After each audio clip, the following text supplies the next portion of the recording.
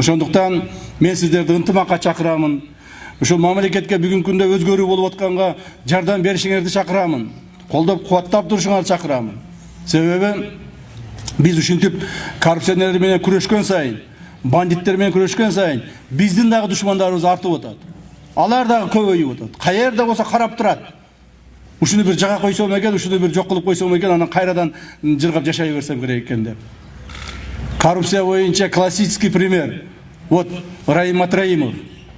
Раим Матраимов дегенде бардыгы тизилеп калышкан. Раим Матраимовдун үнүн укканда бардыгы чуркап бара турган болуп калышкан. Так. Ал каяктан байыды? Кайсы бизнести кылып байыды? Эмне иш кылып байыды? Анын бардыгын мамлекеттен ондогон жылдар уурдап жүрүп байыды. Мамлекетти уурдап канын сору байышты ушулар. Эми андай болбойт. Мына мен силерге бир мисал келтирейин.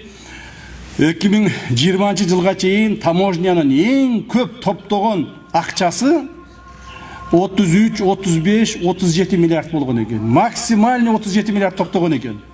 Так. Бүгүнкү күндө таможня 130 миллиард топтоп атат.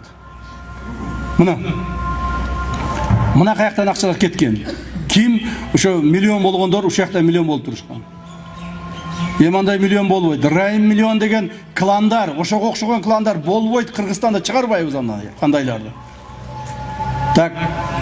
Раим миллион азыр эмеге объект этилген розыскага. Бүгүнкү күндөгү Кыргызстандагы бардык территориясындагы бардык мал мүлкүнү мамлекетке өткүзөбүз.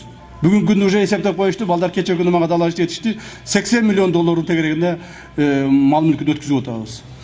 Кыргызстандын территориясында Раим миллионун бир сотук жери калбайт. Бар мамлекетке өткүзөбүз. Эми ал миллион болуп кыйын болбойт. Жөнөкөй адамга окшоп, силерге окшоп жөнөкөй болуп жүргөнгө милдеттүү.